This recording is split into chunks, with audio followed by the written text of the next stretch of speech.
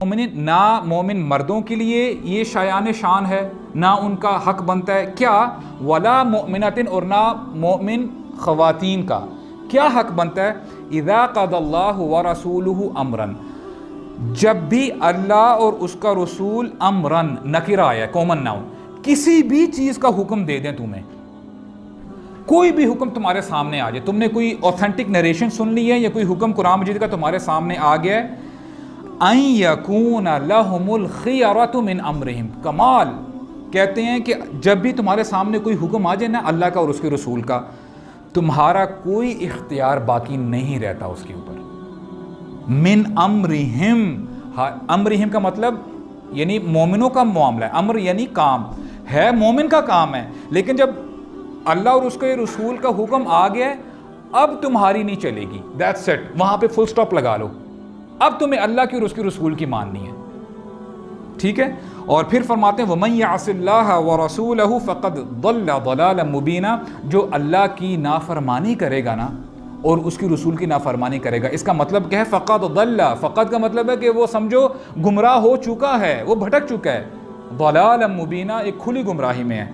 اس کے ساتھ ساتھ تیسری نریشن آپ کے سامنے رکھتا ہوں، اب یہ بھی دیکھیں آیت جو ریویل ہوتی ہے پروہیبیشن آف الکوہل، یہ بھی عمر رضی اللہ عنہ کی جو ہے دعا مانگنے سے جو ہے اللہ تعالیٰ آیات نازل کرتے ہیں۔ اس کے ساتھ ساتھ ایک بڑا زبردست جو ہے ایک اور واقعہ ہے، وہ یہ کہ غزوہ بدر کے بعد جب غزوہ ختم ہو جاتی ہے، مسلمان جیت جاتے ہیں، تو یہ ہے کہ نبی کریم صلی اللہ علیہ وسلم what he does is اب ظاہری بات ہے کچھ قیدی جو ہے مسلمانوں کے ہاتھ آ گئے ہیں، تو نبی کریم صلی اللہ علیہ وسلم نا مشورہ لے رہے ہوتے ہیں، ابو بکر رضی اللہ عنہ سے مشورہ لیتے ہیں کہ ان قیدیوں کے ساتھ کیا کیا جائے، ٹھیک ہے، آیا ان سے فدیہ لے کے ان کو چھوڑ دیا جائے، what should we do، کرنا کیا چاہیے۔ اور آپ کو بتاتا چلوں کہ دیکھیں اخلاق جو ہے نا، اخلاق از ویری گڈ، اخلاق سے جو ہے ہمیں سب کے ساتھ پیش آنا چاہیے، اور اسلام بڑا پروموٹ کرتا ہے اخلاق کو کہ حسن الخلق، آپ کو بڑی آیات ملتی ہیں، بڑی آپ کو نریشنز ملتی ہیں جہاں پہ آپ کو یہ پتہ چلتا ہے کہ جو اچھے اخلاق ہے نا، کہ ایک شخص آیا نبی کریم صلی اللہ علیہ وسلم سے پوچھتا ہے کہ سب سے بہترین اسلام کون سا ہے، تو آپ صلی اللہ علیہ وسلم نے یہ نہیں بتایا کہ جس کی نمازیں بڑی اچھی ہیں، جس کے روزے بڑے اچھے ہیں، یا جو بڑا کمال کا مسلم ہے، نہیں، آپ نے فرمایا جس کا اخلاق سب سے اچھا ہے۔ اور پھر فرماتے ہیں ایک اور نریشن میں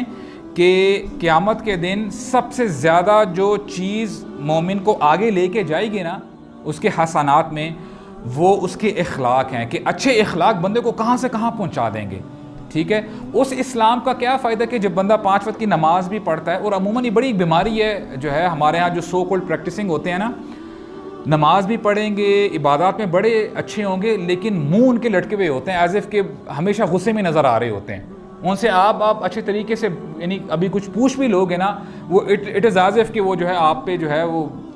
کود پڑیں گے کہ یہ تم نے کیا کر دیا ہے، تو ان سے ڈر ہی لگ رہا ہوتا ہے کہ ہم کوئی ایسے ان سے سوال نہ کر لیں۔ یہ اسلام کا طریقہ نہیں ہے، اخلاق از ایوری تھنگ، اچھا اخلاق اسلام اس کو پروموٹ کرتا ہے۔ لیکن یہاں پہ جب نبی کریم صلی اللہ علیہ وسلم پوچھ رہے تھے نا مسلمانوں سے، صحابہ اکرام سے کہ کرنا کیا چاہیے، تو صحابہ اکرام نے اپنا جو ہے مشورہ دیا، تو ابو بکر رضی اللہ عنہ سبحان اللہ ہی واز ویری سافٹ، ٹھیک ہے، بڑے شفیق تھے، تو وہ کہتے ہیں کہ ابو بکر رضی اللہ عنہ کہتے ہیں یا نبی اللہ، اے اللہ کے نبی، ہم بنو العم والعشیرہ، یہ جو لوگ ہیں، اب ظاہری بات ہے مکہ والے ہیں نا، یہ تو ہمارے رشتہ دار ہی تو ہیں،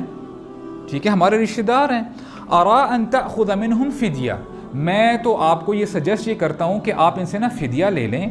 فعسى اللہ ان یہدیہم للاسلام،